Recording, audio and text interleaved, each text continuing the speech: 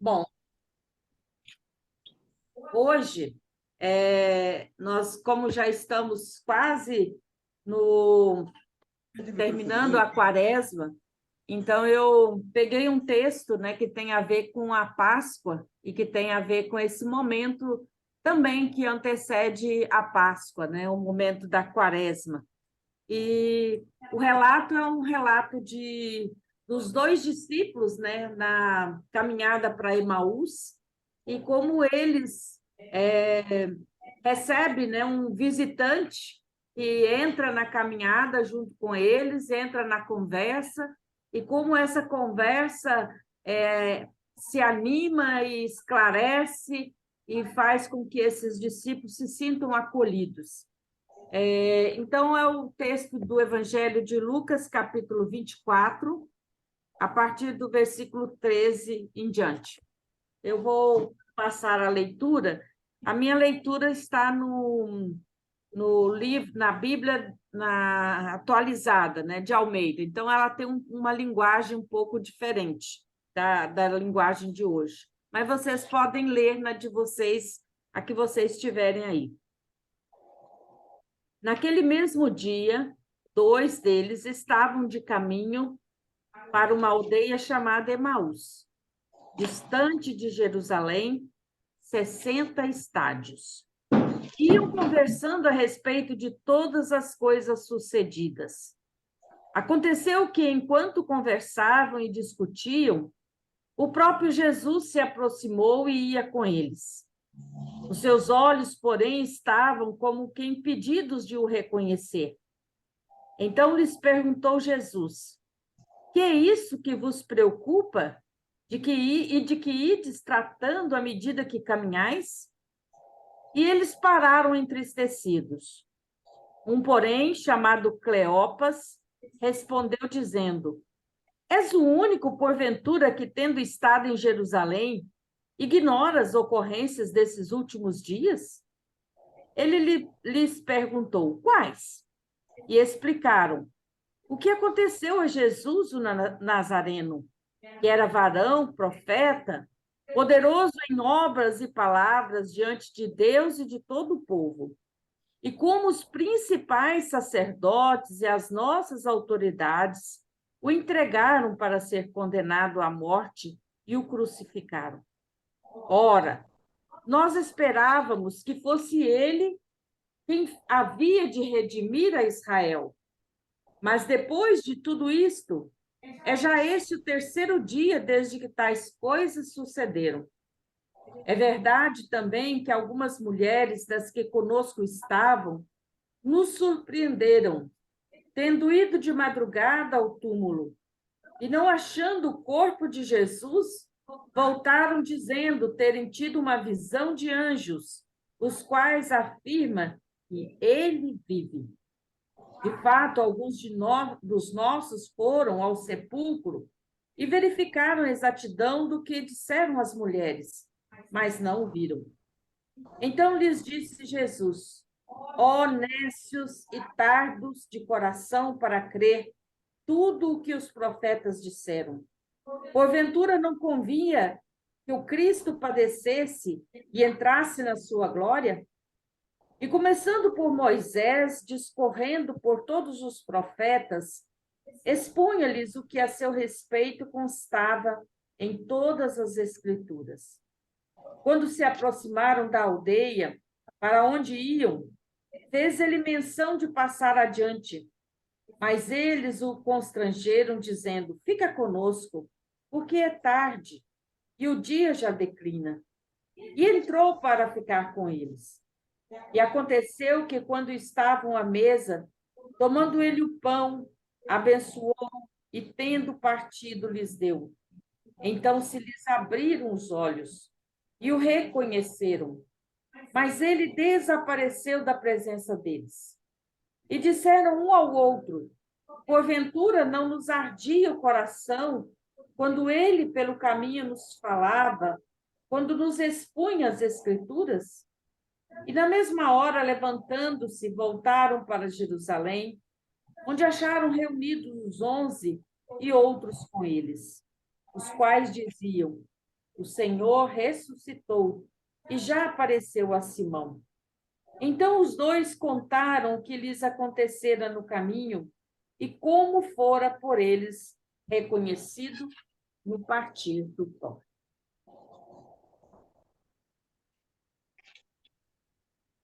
Acho que esse texto vocês conhecem bem, né? É um texto bastante conhecido, que trata de um relato após a Páscoa, após a ressurreição de Jesus.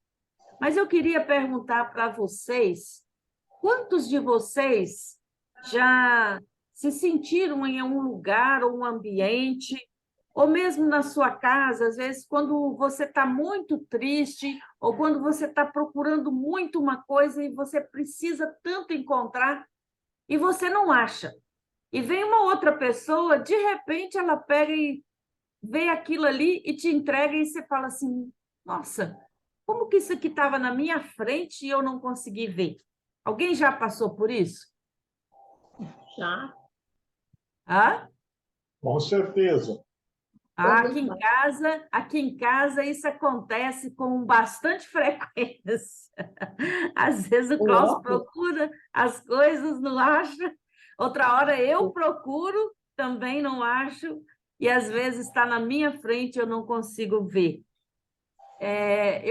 Quando eu estava lendo esse texto, eu me lembrei de algumas vezes, quando eu era jovem, assim, com uns 19, 20 anos, quando eu vinha da escola, ainda fazia o ensino médio, e às vezes por ter saído mais cedo e por uma chuva muito pesada, morava em Belo Horizonte, então caía, quando a gente chegava, estava chegando, né, no ponto final, onde eu descia, simplesmente um breu. O lugar já era muito perigoso quando a gente chegava, estando claro. Agora, você imagina todas as luzes apagadas, tinha dado aquele apagão, e você não enxergava nada. Eu entrava em desespero, e eu começava a orar, e pedindo, Senhor, ajuda que eu encontre alguém conhecido nesse ônibus, que aí eu peço para ir comigo, pelo menos até mais perto da minha casa. E eu olhava, algumas vezes eu via logo, outras vezes eu não via de jeito nenhum. E eu ficava, assim, meu Deus, como é que eu vou passar, fazer esse percurso grande, né? Nesse escuro. E aí, às vezes, quando eu levantava da cadeira, na hora de descer, eu encontrava com alguém conhecido. Olha, isso aconteceu comigo várias vezes, e eu ficava impressionada que eu não tinha visto a pessoa. E aí eu tinha coragem de ir lá pedir, a pessoa às vezes ia comigo até mais perto da minha casa e eu então acabava de chegar sozinha. Mas o que eu quero mostrar para vocês é que quando às vezes a gente também, quando a gente está muito triste ou quando a gente está muito angustiado, quando a gente não vê esperança, a gente não vê, às vezes não vê saída, parece que os nossos olhos também fica como se tivesse uma escama, que a gente não conseguisse perceber nenhuma solução, nenhuma saída. O que nós vamos fazer?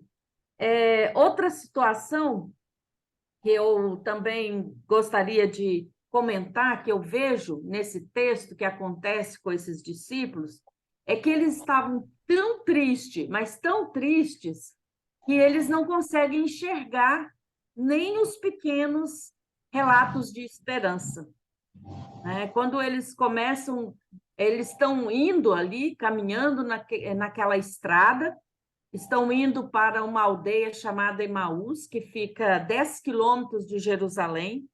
Imagino que a cabeça deles estava baixa, o ânimo muito pouco, né? Quando a gente está triste, até os nossos passos ficam pesados, a gente se cansa com facilidade, a gente não tem força, não tem ânimo, não tem alegria, e tem também algo dentro de nós que é uma dor, uma tristeza de morte. Eu acho que quando a gente sente essa tristeza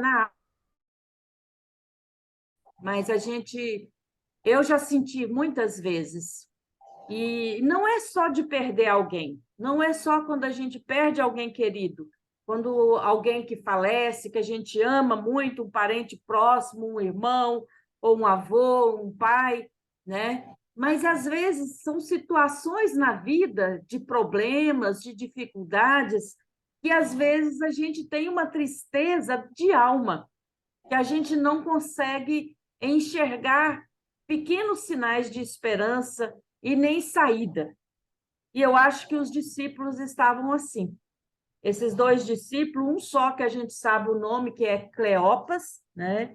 O outro nem o nome fala, mas eles estão ali indo, ruminando aquela situação que tinha acontecido com Jesus e toda a esperança que havia depositado em Jesus como aquele que vinha redimir Israel, que eles esperavam por um Messias, e de repente agora esse Messias está morto.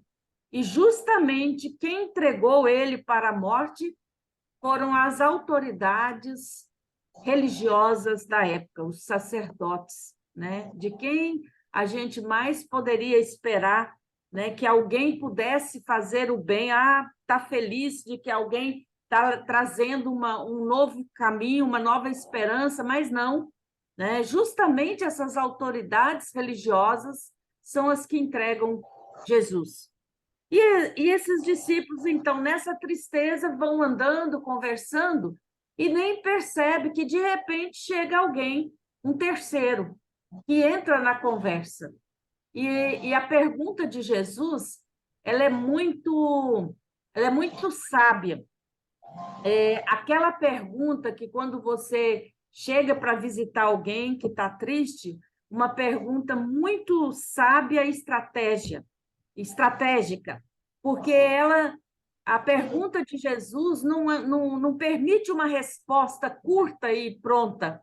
Não, Jesus fala assim, do que vocês vão conversando à medida que vocês estão caminhando. Olha só, Jesus ele entra na história daqueles discípulos, na vida, faz uma pergunta que não é uma pergunta simples, mas é uma pergunta extremamente pedagógica.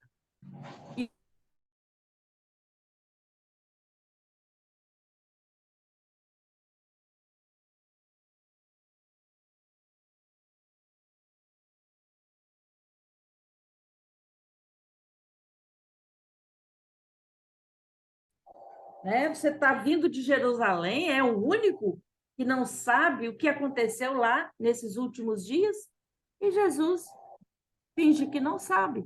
Não, o que aconteceu? E aí eles começam a narrar.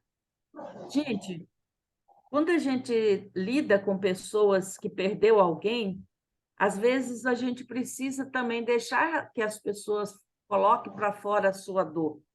Às vezes tem gente que vai visitar alguém e logo já quer encher de conversa, de palavras de consolo, e às vezes o que mais a gente precisa é aprender a ouvir.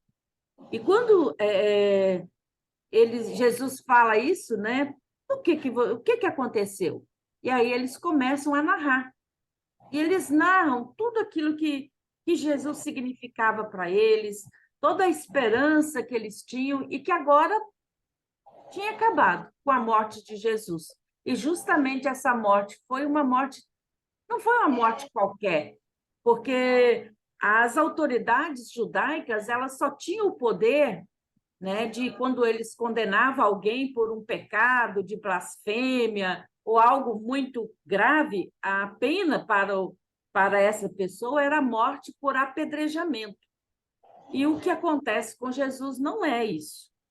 Jesus ele é entregue, né, pelas autoridades religiosas, mas ele é condenado pela corte romana, né? E pela corte romana, Pilatos, né, a morte ali para aquele que se colocava como rei, né, como filho de Deus, então já entendeu como algo político. E então Jesus é condenado à morte de cruz, né?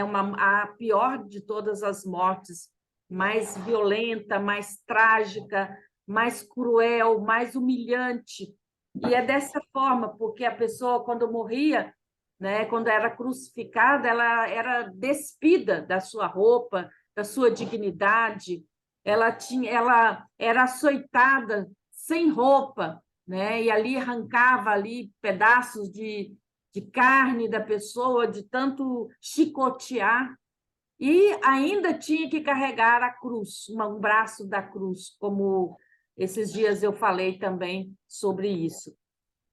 E agora, então, os discípulos contam tudo, toda essa atrocidade. E eles também, olha só, é interessante que eles também falam, olha, algumas mulheres falaram, foram ao túmulo, não viram nada, disseram encontrar com anjos e disse que ele ressuscitou. Mas olha só, parece que isso era uma alucinação para os discípulos. Isso era uma coisa, uma alucinação dessas mulheres, que elas queriam tanto ver Jesus que deviam estar alucinadas e não ter visto ele lá. E aí eles mesmos contam para Jesus, olha, também um dos nossos discípulos foram lá ao túmulo e perceberam que o túmulo estava vazio e que também ele não estava lá. Mas esses discípulos continuam não acreditando naqueles pequenos sinais. Veja só, quando a gente está totalmente algo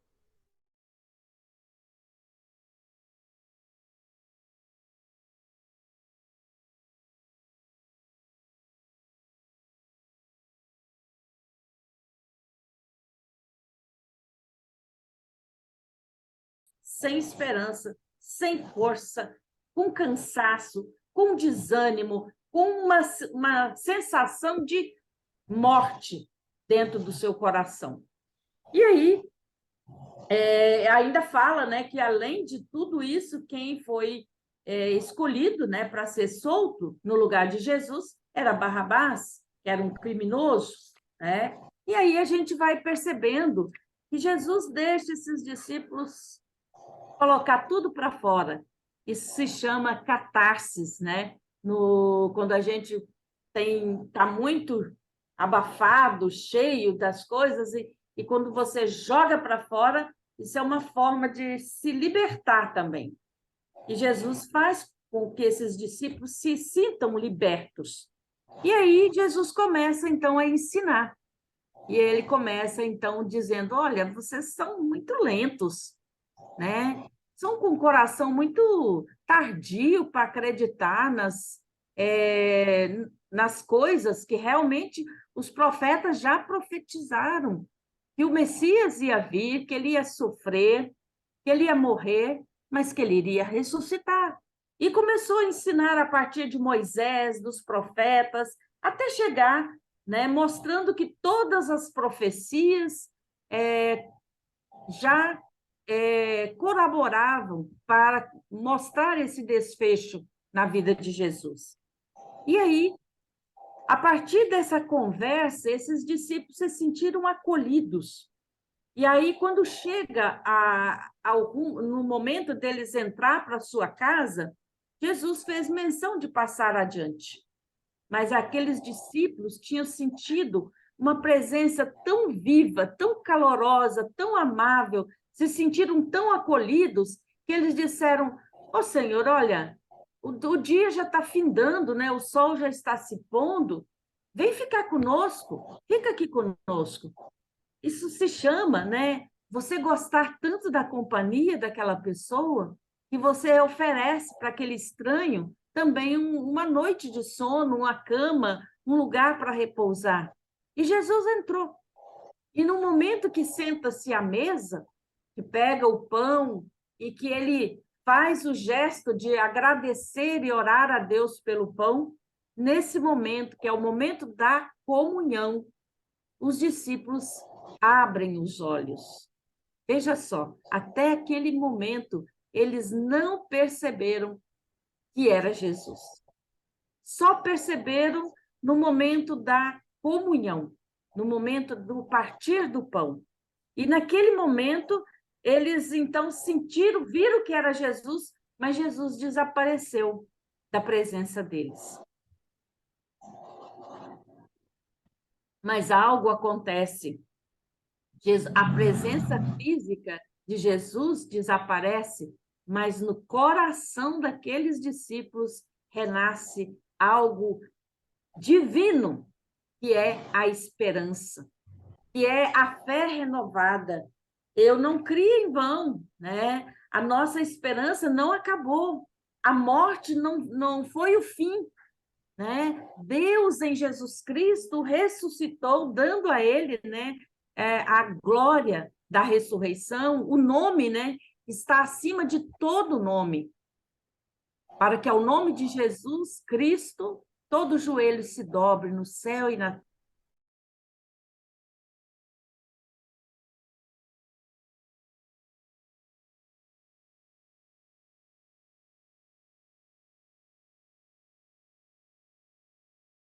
disse que foram dormir. Quem disse que esperaram o dia seguinte? Não, eles voltaram na mesma hora para Jerusalém. Aqueles 10 quilômetros que eles tinham feito andando, talvez arrastando o pé, agora talvez eles voltaram correndo, porque eles tinham uma boa notícia. Quem é que segura algo que é tão bom, que é tão alegre, você não consegue dormir, né? Porque você precisa levar para outras pessoas que também se encontravam na mesma situação daqueles discípulos, eles precisavam levar para eles também a esperança, a fé, a alegria que eles também agora estavam sendo renovados. E aí, agora, eles vão, né? E quando eles encontram os 11 discípulos, todos já estão reunidos e todos já sabiam que Jesus tinha ressuscitado. E naquele momento, esses discípulos vêm de novo para confirmar que ele tinha aparecido para eles, né? Então, todos se sentiram agora fortalecidos e renovados. E depois Jesus aparece no meio de todos eles, dizendo: paz seja convosco. Mas o que eu gostaria de mostrar aqui é que Jesus tem uma forma muito especial de chegar na nossa vida. Ele sempre toma a iniciativa, né? Nunca, às vezes, somos nós que tomamos a iniciativa de ir até Deus, de ir até Jesus. Mas Jesus toma antes essa iniciativa de vir até nós. Assim como ele foi até aqueles discípulos no caminho de Emaús. Ele também vem até nós nas horas difíceis, nas horas onde a gente também se sente lá embaixo, desanimado, sem esperança.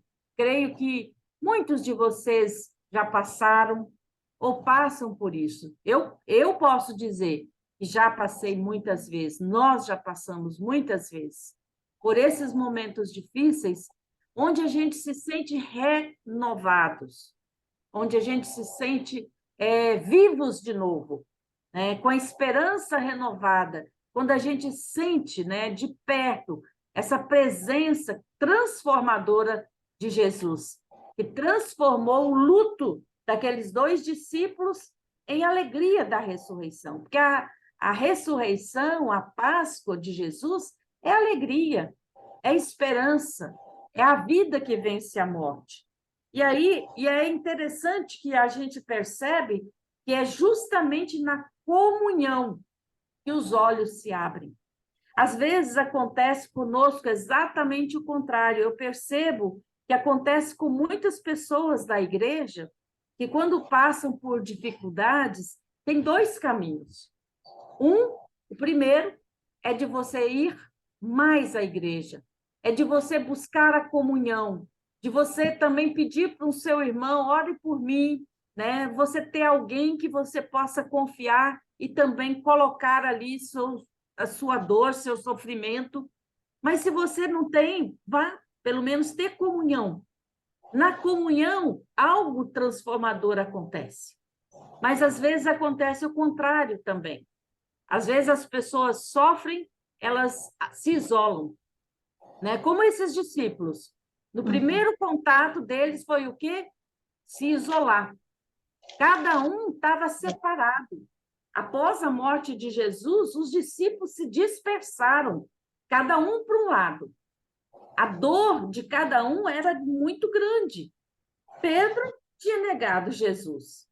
Judas, que era um dos discípulos, imagina, para esse grupo de 12, saber que um traiu Jesus, saber que as próprias autoridades condenaram Jesus à morte. Então, a gente percebe que os discípulos estavam dispersos. Mas a ressurreição, a notícia da ressurreição, traz de novo a comunhão, traz de novo esses discípulos, uns para perto do outro. E aí eles buscam a comunhão, eles buscam agora a serem renovados pelo Espírito Santo de Deus, ser renovados em sua fé, na sua esperança. Não, a morte não foi o fim. A morte não foi o fim. Assim como Jesus havia preparado os discípulos. Só que quando aconteceu, tudo o que aconteceu, eles não conseguiram lembrar de mais nada. Não conseguiram lembrar de mais nada. Então, aqui, quando a gente fala no repartir o pão, também lembra a questão da comunhão, da última ceia que Jesus fez com os discípulos. Então, por isso, a nossa comunhão dentro da igreja, de nós irmos à igreja, participarmos também do culto ou dos grupos, né, do culto, ouvir a palavra de Deus, estar junto com outros irmãos e irmãs, é muito importante, porque nós, na comunhão, a gente se fortalece, a gente se junta, né? E a gente tem mais força quando nós não estamos sozinhos. Quando a gente está sozinho, qualquer pensamento pode nos confundir, mas quando a gente tem outras pessoas perto de nós, nós temos a força um do outro. E aonde ou duas pessoas se encontram para orar, para estar buscando a presença de Deus, o Senhor está ali, presente. E agora, esses discípulos, vem o testemunho deles, que é voltar correndo para levar adiante aquilo que eles receberam. Voltaram atrás para aquela cidade violenta que era Jerusalém, que tinha matado Jesus, mas agora eles precisavam uns dos outros para que fosse renovada a sua esperança. Então, na nossa vida, nós também temos muitos momentos que às vezes nós nos sentimos decepcionados, nós nos sentimos frustrados, parece que todo o nosso trabalho foi em vão, né? Às vezes a gente se pergunta, muitas vezes, por que isso, por que aquilo? E às vezes um sentimento de vazio e solidão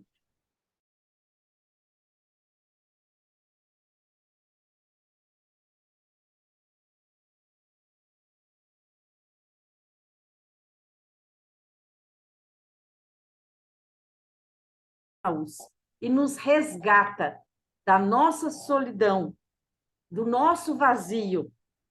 E ele renova também a nossa esperança, as nossas forças. E aí a gente pode reconhecer, como esses discípulos no caminho de Emaús, reconhecer que aquela presença que está nos fortalecendo e nos dando esperança é a presença do nosso Jesus, do nosso Cristo. Então, que o Espírito Santo de Deus possa também abrir os nossos olhos, tirar as escamas, né, do nosso coração, para a gente ouvir sempre a voz de Jesus, quando chega até nós, quando nos chama, e também perceber sinais de esperança, mesmo quando a gente está vendo sempre sinais de morte, que a gente possa pedir ao Espírito Santo de Deus que abra a nossa mente, o nosso coração e os nossos olhos para verem os pequenos sinais de esperança. Bom, eu falei bastante, agora eu queria saber se alguém tem alguma pergunta, alguma colocação, se tinha lido esse texto antes, se tinha pensado dessa forma, né? Vamos ouvir vocês. Quem gostaria de começar?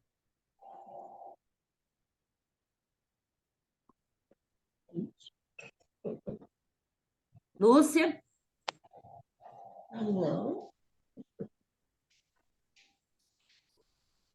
Ué, ficou.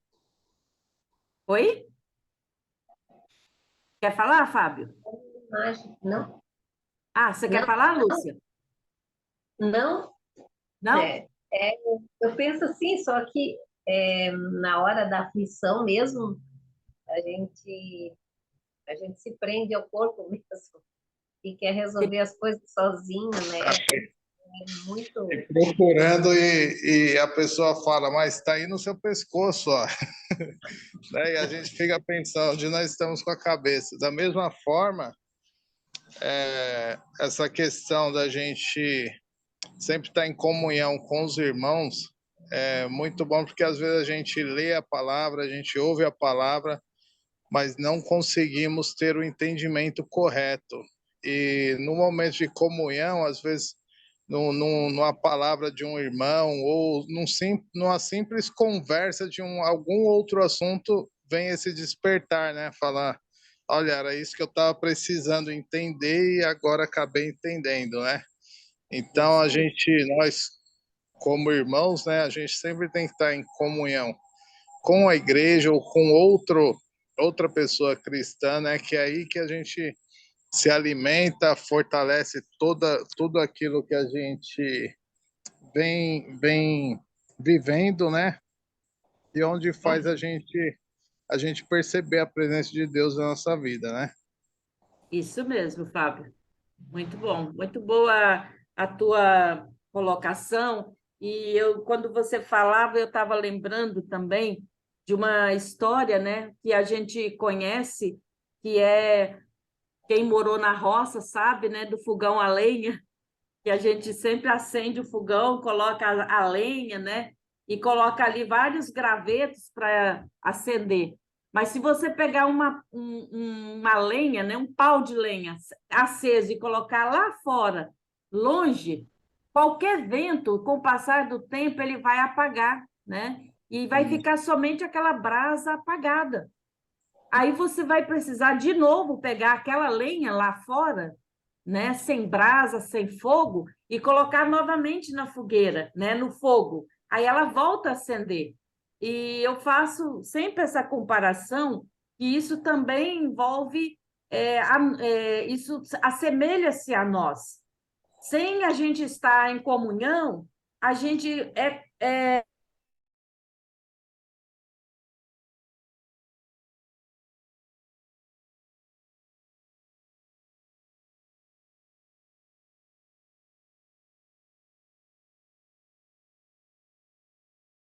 Então, a gente precisa sempre da comunhão uns com os outros, né? A igreja ela é a comunhão dos santos, né? Santos e pecadores, porque nós não somos só santos, né? Somos santos e pecadores, pecadores que precisam sempre de novo da graça de Deus.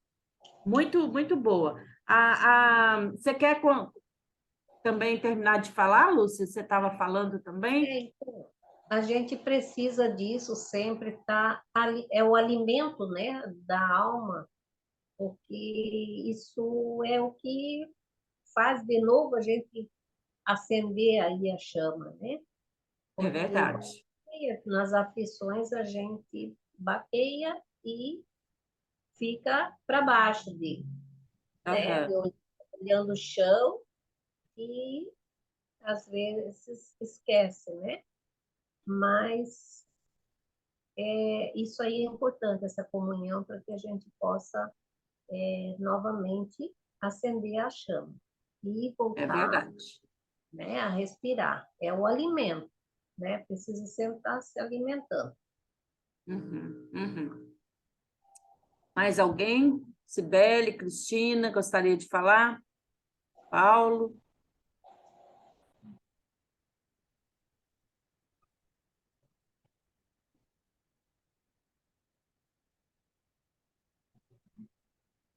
É o hábito da oração também, né? Que a gente tem que cultivar. É no dia a dia, a gente tem que estar sempre lembrando, né? E principalmente nas horas, né, que a gente tem que ter uma rotina para também dedicar a Deus, né? E isso também ajuda bastante a gente lembrar da presença de Deus na nossa vida, né? Ler a Essa palavra também, né? palavra, Eu tenho procurado, né, fazer esse hábito de todos os dias, né? Eu estou lendo, né, o Antigo Testamento agora, e então todos os dias eu procuro ler os 2 capítulos, eu estou em Jó, e pego o Salmo também, né? Então eu vou lendo, e é interessante que eu gosto de ler com uma canetinha. E sim. por isso eu faço a leitura nessa Bíblia velha, que é onde eu trouxe hoje a leitura aqui para vocês. Está até precisando de consertar, tadinha. Mas é porque eu gosto dela porque é a minha Bíblia marcada. Eu sei aonde estão as coisas, né? Então eu marco, eu gosto de sublinhar, eu gosto é uma Bíblia de estudo. Então eu gosto de deixar ela para isso. E isso é muito importante a gente ler, porque às vezes tem pessoa que fala assim, mas eu não estou conseguindo nem orar, porque eu estou tão triste, estou com tantos problemas que eu não consigo orar. Olha, pergunta para mim se eu não já passei por isso. Também. Aí o que eu faço? Eu pego um salmo, eu pegava o salmo, começava a ler como se fosse uma oração. Pego um louvor, né? E deixo ouvindo, canto junto, choro junto. Aquela é a minha oração, até eu conseguir novamente, né, voltar a fazer o uso, né, de estar orando e colocando diante de Deus. Então, tem muitas formas, né, da gente ser alimentado. Eu falo que quando a gente ora, a gente fala com Deus, mas quando a gente lê a Bíblia, Deus fala com a gente, né? Então, então é um alimento diário. Então, a gente fala, mas a gente precisa ouvir também, ouvir Deus falar. E às vezes é uma leitura, como o Fábio acabou de falar, né? Às vezes eu vou lá na igreja, às vezes é um hino, né? Que canta, e, poxa vida, eu estava essa semana pensando nisso, nisso, nisso, e a letra desse hino falou exatamente aquilo que eu estava precisando ouvir. Não tem isso? Às vezes acontece isso com a gente, né? Então, por isso é importante comungar, né? É importante a comunhão. Tem gente que fala assim, não precisa ir na igreja para eu para eu ler, ou eu estar na presença de Deus. É importante a comunhão, é muito importante. E a gente precisa valorizar essa importância. Deixa eu resgatar uma palavra aqui da Lúcia. Lúcia falou que é necessário rotina.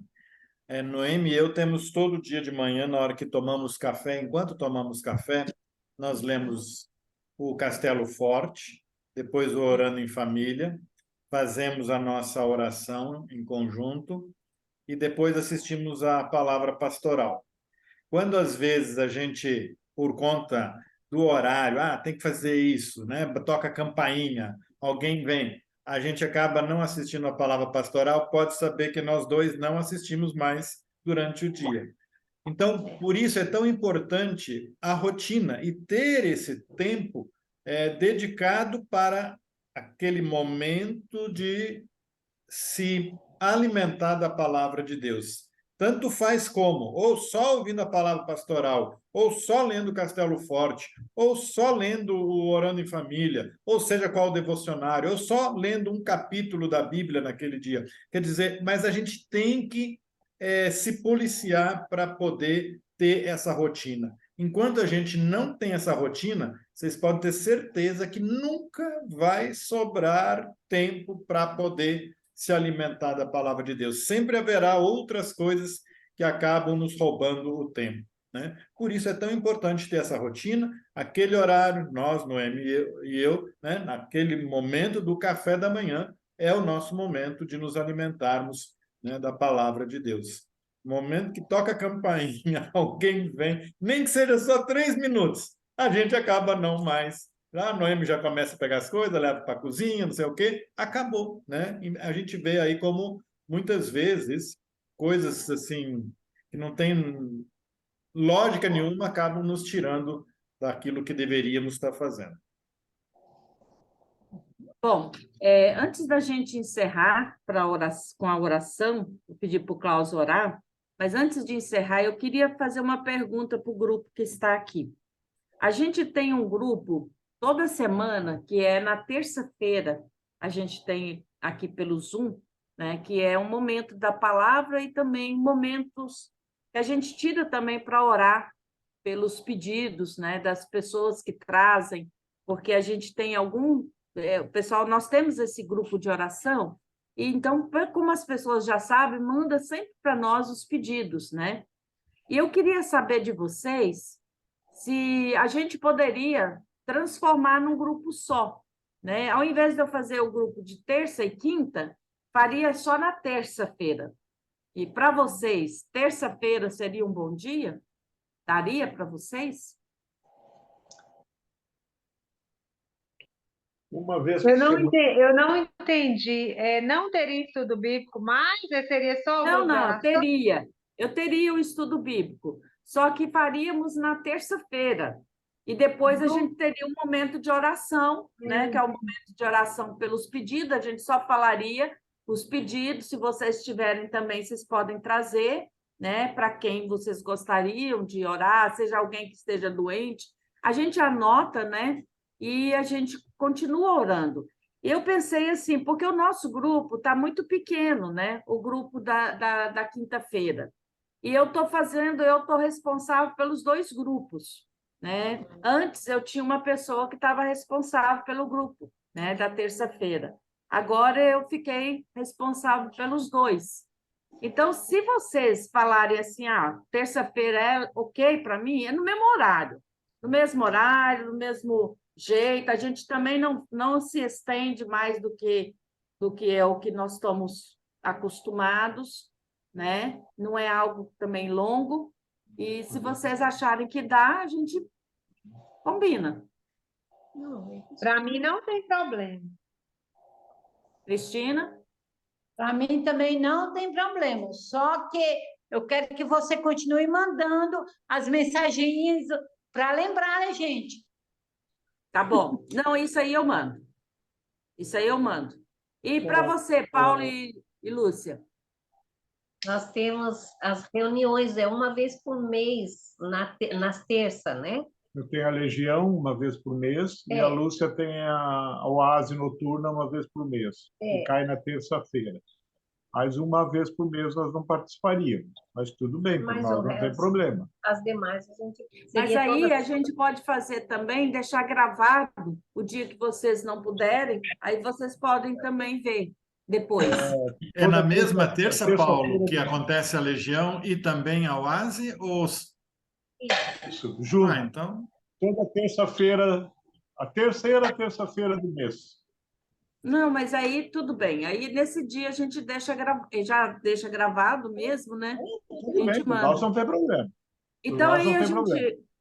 então deixa assim, na semana que vem, a gente já faz na terça-feira, eu mando para vocês.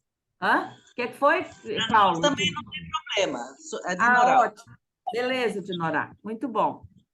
O Fábio, eu não sei se ele está ocupado, mas ele é a primeira vez. Eu creio que deve ser a mesma coisa, né? Bom, como é minha primeira vez, né? Eu me adapto. Eu estou tentando me adaptar a esse horário, né? Como eu trabalho até às 20, então como eu estou trabalhando, mas às vezes dá para deixar a Juliana no meu posto, né? E eu consigo ter esse tempinho. Tá então, joia. o que vocês decidirem, para mim, como eu estou em fase de adaptação, eu já procuro me adaptar. Ok. Então vamos fazer assim. A partir de semana que vem já é a Semana Santa também, né? Eu sei que quinta-feira, não sei, às vezes vai ter coisas na igreja. Então a gente deixa para terça-feira, a gente já faz tudo na terça.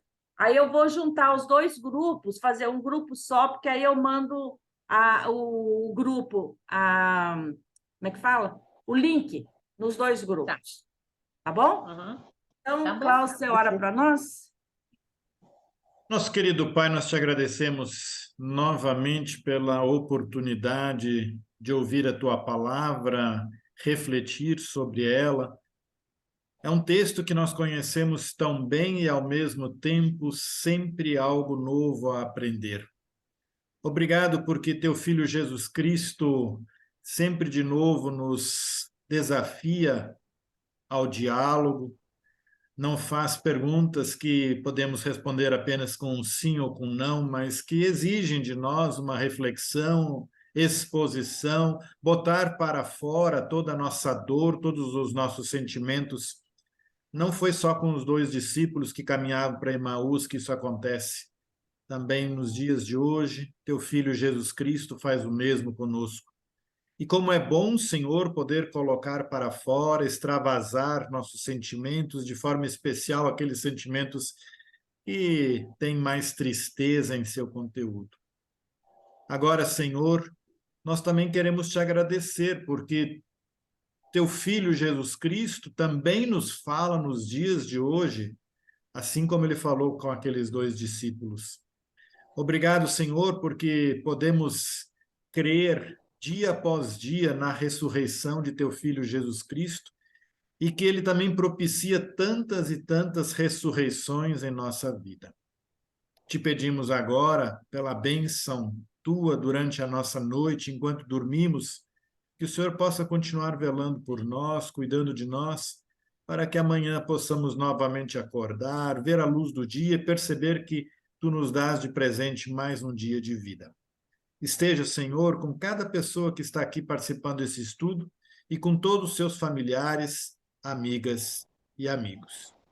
É em nome de Jesus Cristo, teu Filho amado, o nosso Senhor e Salvador, aquele que ressuscitou da morte para a vida e que também faz com que nós experimentemos ressurreições sempre de novo. É em nome dele que oramos. Amém. E que a bênção do Deus Todo-Poderoso, Pai, Filho e Espírito Santo, esteja com cada um de vocês e com vocês permaneçam hoje e sempre. Amém.